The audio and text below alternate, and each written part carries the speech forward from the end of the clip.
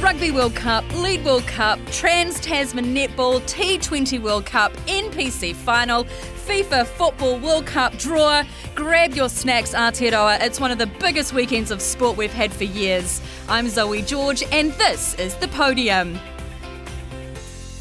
It's live sport galore this weekend, so let's get stuck in. Joseph Pearson is all over the Rugby World Cup. Kia ora, Joe. Good morning, Zoe. How's it going? Oh, I'm amped. I'm so amped. Final round of pool play, Black Ferns versus Scotland. What's going on with Portia Woodman? Yeah, well, she's not in the team this week, despite it being her first opportunity to play a test in Northland, which would have been very special for her and her whānau, obviously. But she's basically been rested and kept on ice until the quarter-final. It does make a lot of sense, and Coach Wayne Smith acknowledged that, but also Northland is denied its chance to see the star rugby player in a home World Cup game. I understand that, according to the fullback Rennie Holmes, that dozens of her family had bought tickets for this game and are going to turn up and not see her play. But she will be back for the quarter-final, there's no doubt about that. She's just nursing a bumps and bruises sort of thing this week. So apparently she's taken it well, and I'm sure she has because she's a professional. She's a top pro, and it'll be interesting to speak to her next week and see what her family's reaction was, though, because I'm sure they would have been disappointed, as would many in the Northland community. Yeah, and we've got a new captain this week. What's going on, and who is it? Yeah, so it's Ariana Merino Tohinu, and she leads the haka, and she's a very influential player sort of behind the scenes that we've not seen much of in the starting, at least, only a second start. But she's got a lot of respect in the team, and I think she is a sort of natural leader. And you know, she's from Northland as well, so it's a special occasion for her as well. And she was player of the match in the Whangarei test back in June when they played the USA, and she was incredible in that game. Yeah. Coach Wayne Smith admitted to being a little worried about reactions when it was decided to rest player Portia Woodman this week. Portia was fine. A few of the girls are pretty sore. You know, we've been trained on a sand-based pitch in Auckland, so there are quite a few sort of tight calves, tight hamstrings. Really important that we give them that opportunity to get right. So that's mixed with the fact that, as you know, I think we've got 32 really good players, so I never stress if someone else got to come in. I'm fine with that. We've got real quality in the team. And he pointed out that Merino Tohinu is already a cultural leader and galvanised the team when they last played in Northland. But how important is leading the team on home turf for Merino Tohinu? You know, we're not privileged to these opportunities a lot. It's not often that national teams get to come up here and play. We're a community and we'll always get behind everyone. So yeah, Northland, let's go, get up, come on, support us. And she was glowing about what women's rugby has done for communities in Northland. It's amazing what rugby has done in terms of the play or the part that the women plays in the households now. When there's rugby around and all the mums and the children, they all get along to the local clubs, it really empowers them and makes them feel bigger than just being at home and doing the motherly things. So, Joe, there's a few Northlanders in this team. How many? And do you think we're going to see a full house this weekend? Yeah, there are two in the 23. There's obviously Merino Tohinu, as we've mentioned, but Crystal Murray as well, who's from Kaitaia, which is the far north. So she came off the bench last week and was very effective in shoring up a wobbly Black Ferns scrum that struggled a lot against Wales for periods of that match.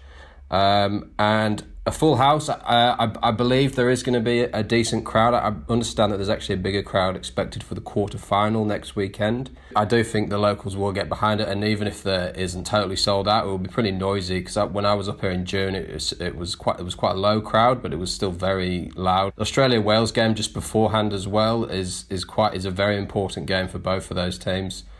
So, and then France-Fiji later on Saturday will also be fun. France should beat Fiji comfortably, but hopefully Fiji will just try go for broke and score as many tries as possible. Yeah, I hope that they're able to do that whole 80 minutes. You know, the first 40 minutes they played against England and the last 40 minutes they played against South Africa. That would be amazing. We'll get to Fiji shortly. Australia-Wales, who's going to win it? Is it going to be Aussie? I think so. Australia were poor against Scotland. They were very good against the Black Ferns, clearly, in the first week and in the first half hour. And if they play like that, they should be too strong for Wales. But they've been so inconsistent this year. I mean, That Scotland win was their first win in, I think, 7 tests after losing 7 in a row. So they're a bit short on confidence when it actually comes to winning matches, but they should have enough, and that would actually mean that the Black Ferns would probably play Wales again in the quarter-final. But if Wales do beat Australia, then the Black Ferns would probably play Australia in the quarter-final. That's not going to be clear until Sunday afternoon when Canada play the United States. Yeah, that's going to be a huge game. Who's your pick for that? Canada. The United States have had a very poor record recently against Canada. And then we've got Japan, Italy, obviously. I mean, I'm loving the spirit that the Japanese bring, but it's got to be Italy. Then England, South Africa. You know, we saw Fiji beat South Africa last week. England, I think, are just going to be far too strong. What are the English going to be looking at in regards to improving this week for them? Well, holding on to the ball when they're about to score tries, like they were so dominant for long periods of that game against France, but they just couldn't get across the line, which is very, very limited, which was surprising given the firepower they've got in their back three as well as the phenomenal strength they've got up front, clearly. But I reckon it's the perfect test for them. They'll probably rest a few players. They should win this game very comfortably. Well, we look forward to chatting to you next week, and you're off to get some pies, which we're talking about later in the show. So can you bring us some back, please? Well, it'll just be me on my own in Whangarei having them. We'll talk to you next week. Go well, Joe. Cheers.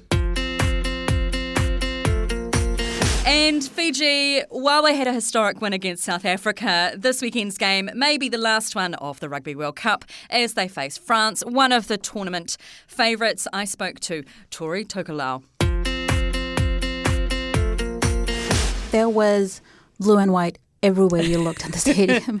There are so many supporters, and that's not the kind of support that Fiji women's rugby gets. You normally see that with the men's rugby teams, and to see that kind of support behind the women and we know the sort of barriers that they're breaking, it was just very encouraging. And I'm pretty sure they felt that on the field as well. Well, they played incredibly well against South Africa last week. In those dying moments, they gave away a penalty when the scores were tied, and then South Africa got in the lead, and then off they went, as we say in rugby, they went up the guts, scored the try just as the final hooter was going. It was miraculous.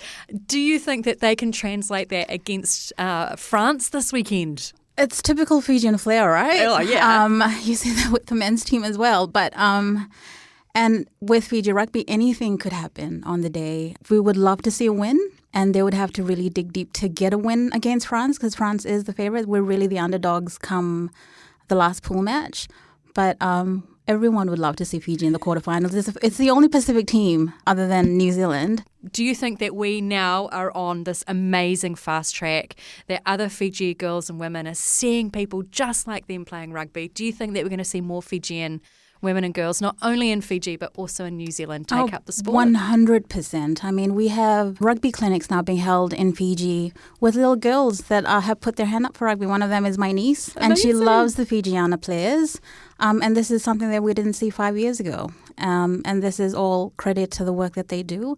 Every time they get on the field, they are proving to people and to their families that women can play rugby, and it's not going anywhere at all.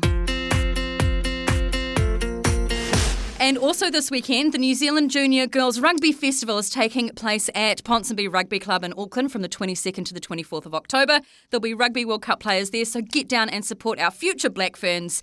And coming up next Tuesday is the final of the first ever International Defence Women's Rugby Competition. New Zealand plays France in the final at 1 p.m. College Rifles Rugby Club in Remuera. Go New Zealand! We've also got the T20 Cricket World Cup on Saturday. We're taking on Australia in our opening game. Rob Van Rooyen is all over it. Kia ora, Rob. Hey there. So what should we expect? Can the Black Caps do it? Well, in a word, we can expect rain. New South Wales and Victoria have been peppered by rough weather recently, and that's forecast looks set to carry into Saturday.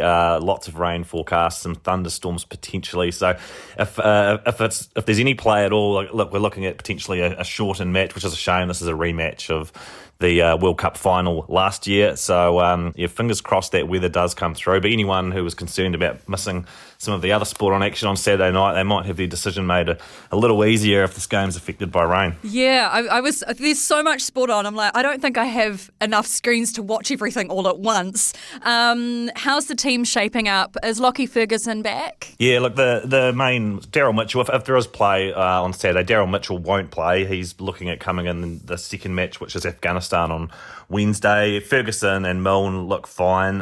Look, the preparation hasn't been ideal since they went across the ditch. They had a warm-up. They got trounced by South Africa first, and then they had a game against India rained off this week as well. So not ideal prep due to that weather. I mean, if we don't play on Saturday, what does that mean for our pool, and can we still progress through to the quarters, semis, finals? For sure. I mean, there's still plenty of games to come, including Afghanistan Wednesday, Sri Lanka Saturday. So plenty of other opportunities. But yeah, you certainly don't want more than one match rained off. Look, it's the fickle nature of 2020. The Black Caps are certainly a chance. I do think, looking at their chances this tournament as a whole, a few concerns. I don't think they've quite got the same batting firepower of some of the other sides. I'm not sure. I wouldn't be picking them to go as far, perhaps, even as they went last year. Oh, well, fingers crossed for no rain on Saturday. It would be great to watch the Black Caps play Australia, and we look forward to catching up with you next week as we progress through the tournament. Thanks so much, Rob. Cheers. On Saturday night, there's a whole bunch of football. We've got the Phoenix and the FIFA Women's Football World Cup draw. For everything football, we've got Phil Rollo. Kia ora, Phil. Let's start with the Wellington Phoenix versus Newcastle Jets. The Phoenix drew last week. Can we win this week? Hey Zoe, been back-to-back draws to start the season, both games back at home. So they head across the Tasman for the first time this season to play the Newcastle Jets. Still searching for that first win, and I think they definitely can beat Newcastle. They were a team that didn't finish inside the top six last season. The interesting thing with the Newcastle Jets is they signed 3 Phoenix players from last season, including Josh Satorio, who was one of their top goal scorers. So, there's going to be quite a few familiar faces in the opposition. But quite funnily enough, there's one Jets player who's on loan at the Phoenix, but he's not allowed to play in the game because as part of the deal when they signed him on loan was that any game they played against the Jets, he wouldn't be allowed to feature in it. What? How can they get away with that? Yeah, it's relatively common in international football, but loans don't really seem to happen too much in the A-League, so it's a bit of an unusual one for the Phoenix, and it's probably a bit of a shame for him too, because I'm sure he would have liked the chance to have played against the team. The whole reason he's sort of come on loan to the Phoenix is because they signed another player in his position. So, it's sort of an unfortunate one for him, but there's kind of an obvious replacement from a Phoenix point of view. Sam Sutton, who's quite a promising young Kiwi player, he missed the first game with injury and came back and played on the bench in the last game, so he should probably slot in there. And poor old Lucas Moragas, who's the player who misses out, because if Sam Sutton plays well, he might lose his spot now. FIFA Women's Football World Cup draw happening in Auckland on Saturday night. About 800 guests, including the Prime Minister, FIFA President Zoe Sadowski-Synnott, our very first gold medal winter Olympian. How big a deal is this, Phil? And what, as the host nation, should we have our fingers and toes and everything else crossed for? Yeah, it's a pretty funny event, isn't it? That people are just going to be pulling balls out of a bowl, and it's going to be live streamed to millions of people. I think it's even going to be on TV kind of here and internationally as well. It's kind of a big deal for New Zealand because this World Cup is co-hosted with Australia. This is when we'll find out which teams are going to be playing in New Zealand. So there's a couple of things to look out for. I guess from a Football Ferns perspective, they want the easiest draw possible, and that who they get drawn against will determine kind of what their goals are for the tournament. I suppose they've never won a game at a World Cup, but if they get a kind draw, all of a sudden, maybe they can not only get a win, but they can make it through to the group, to the knockout stage for the first time. But yeah, from a fan's point of view, I guess we want the biggest teams to be here. It's going to be huge. Thanks so much, Phil, and go the Phoenix. Cool. Thanks, Zoe. Saturday night is also the NPC final between Wellington and Canterbury. Paul Cully is covering it. Paul is a long-suffering Wellington fan. Can we do it? Is there any other kind of Wellington fan long-suffering? No. Oh, gosh. I'll tell you what. It's at Orange Theory Stadium in Christchurch, so automatically advantage to Canterbury there. I believe that the weather's going to be not too bad, which will help Wellington, but, you know, they're going to be up against it, of course. I mean, Canterbury are at finals time. You know, they're a damn good team, and they'll have home advantage. Oh, it's going to be a tough one. It is. I mean, if you think back to the Super Rugby final, what Crusaders did to the Blues, and that tells you everything you need to know about the winning culture, Canterbury and the Crusaders. Having said that, and I don't want to give you too much false hope, if you look at that Wellington team, it's practically the Hurricane Super Rugby team, minus Artie Savia and one or two others, Geordie Barrett. They have got some firepower. So if they muscle up set piece wise, their chance. I think they're very well led by TJ Perinara as well. Yeah, he's a bit of a level head. Who should we be watching out on the field? Who's going to be the game changers? Canterbury for me would be Fergus Burke. He's been a bit of a slow burn as a player, but he was outstanding last week, scored all their points, seems to be maturing nicely in that number 10 jersey. And for Wellington, I think Asafo Amua, it's a big game for him. We know what he can do out wide. Wellington like to put him out wide to use his power and pace, but really for him it's scrum time and line out. And if he does well there, then Wellington are a chance. Oh, okay, come on, Wellington, you can do it. We look forward to catching up with you next week. Cheers, away. And also on Sunday, it is the final Constellation Cup game between the Silver Ferns and the Australian Diamonds. Brendan Egan, what happened with the Ferns this week? Yeah, they ran into a pretty fired-up Australian team, you know, playing their first game at home in 1,000 days, and 9,700 sellout. The Aussies lifted massively, and they were very impressive.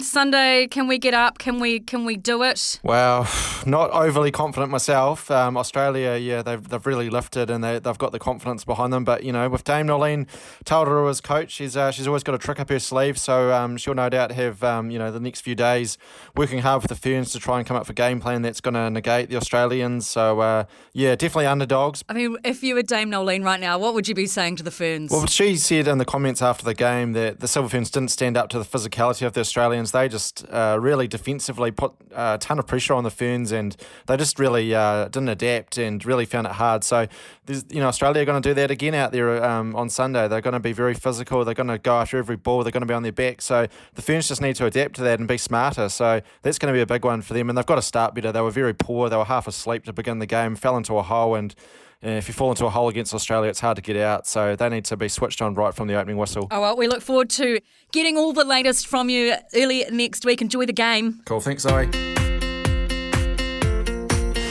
Also this weekend, the Kiwis have their second Rugby League World Cup game against Jamaica on Sunday morning.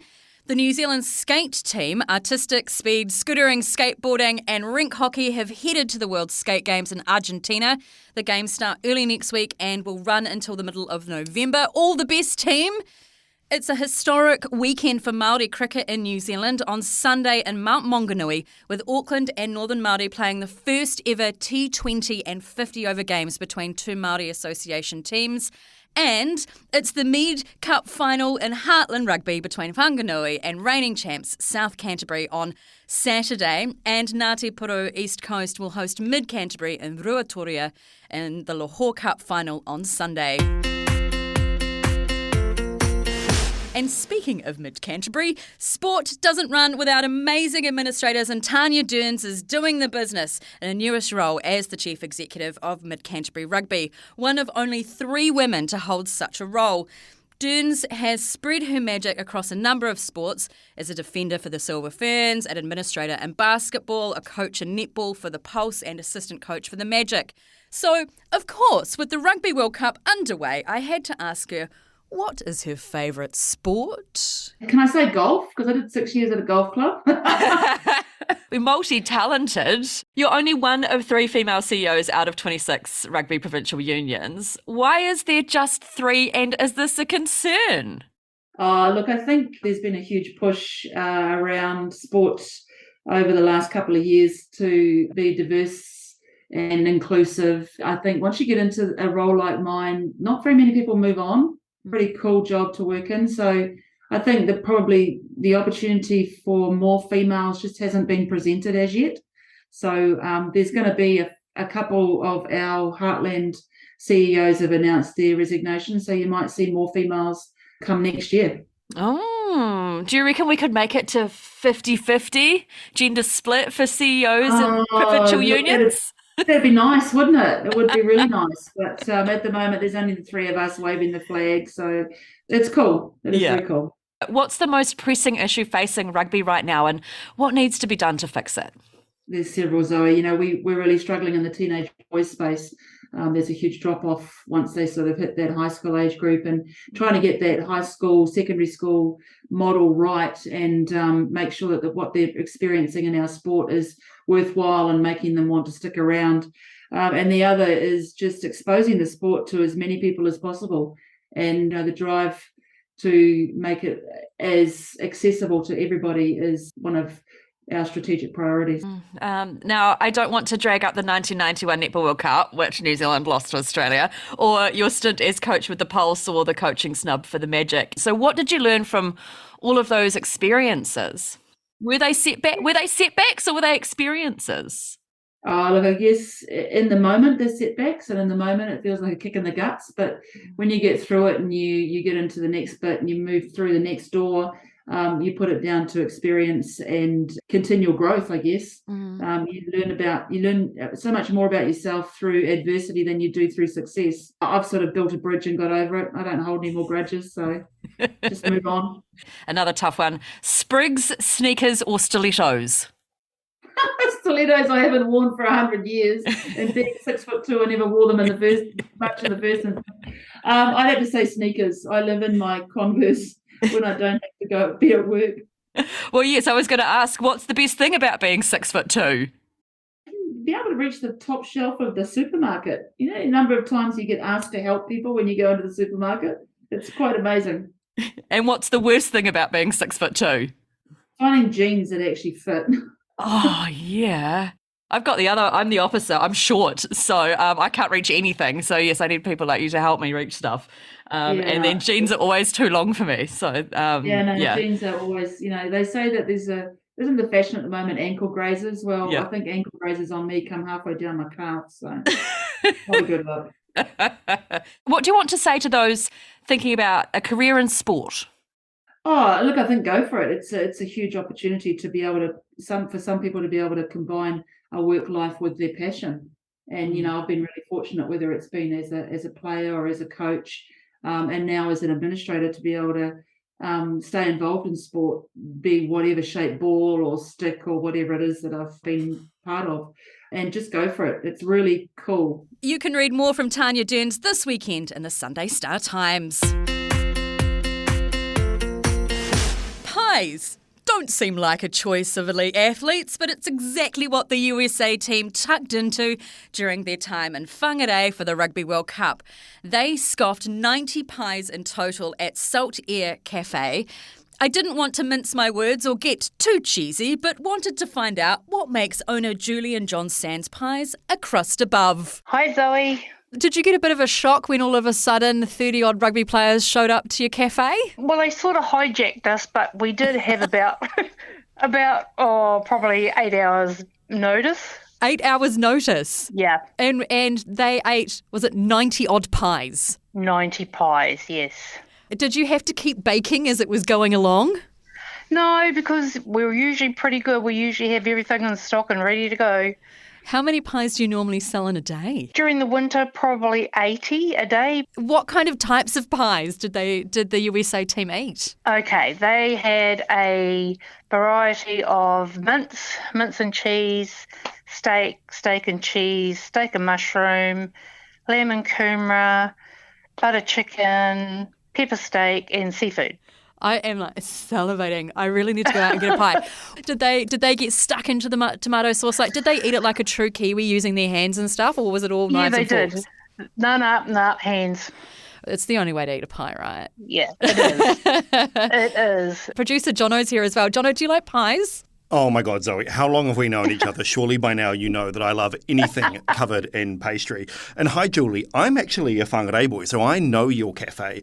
And I know that those girls have good taste because Salt Air Cafe is a place to go if you want to get something delicious that's wrapped in pastry. Thank you so much. But I wanted to ask, surely with the American team, they were desperate for a little bit of apple pie. Surely that's more their jam than the old meat pies. Well, some of them had come to visit us in June, and they just absolutely fell in love with pies because they don't know meat pies.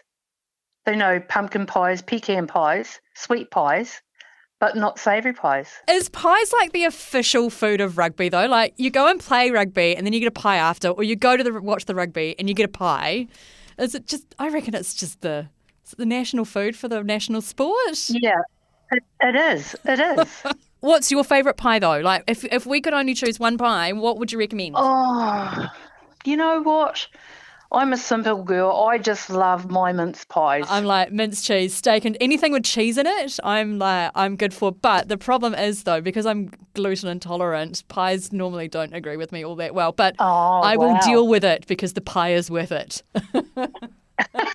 Well, I tell you what, Zoe, you tell me when you're coming up and I'll make you a gluten-free steak and cheese pie. Stop it! That would be amazing. I could do that for you, no problem at all. And that's the Podium. I'm Zoe George, and on behalf of our guests this week, producer John O'Williams and Philippa Tolley, and audio editor Connor Scott, thank you for listening. You can get in touch with us now via email, thepodium@stuff.co.nz, and we'll see you Tuesday after the long weekend. Until then, ngā mihi, go well.